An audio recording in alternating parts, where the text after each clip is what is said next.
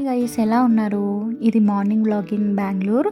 మేము బెంగుళూరు నుంచి వచ్చిన తర్వాత వెంటనే నేనైతే బాల్కనీకి వెళ్ళిపోయాను. ఎందుకంటే నేను కడపకు వెళ్ళేటప్పుడు మా బాల్కనీలో పావురం వచ్చి గుడ్లు అయితే పెట్టింది. అవి ఇంకా పొదగనే లేదు.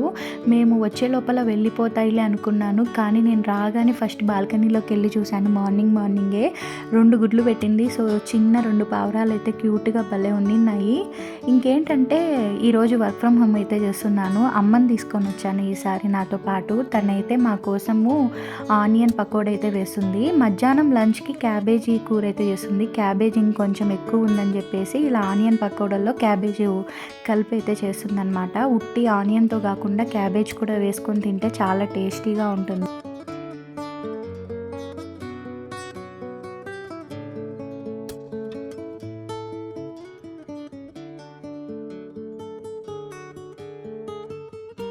ఇంకా మధ్యాహ్నం లంచ్కి వచ్చేసి వైట్ రైసు, తన్వికాని అయితే స్కూల్కి పంపించేసినాము. ఇంకా క్యాబేజ్ కూర, తర్వాత అయితే మజ్జిగ చారు రొటీన్గా కాకుండా పచ్చి కొబ్బరి అల్లము తిరువాత పెట్టిన తర్వాత దాంట్లో కలుపుకొని తాగితే చాలా బాగుంటుంది. ఇంకా బజ్జీలు.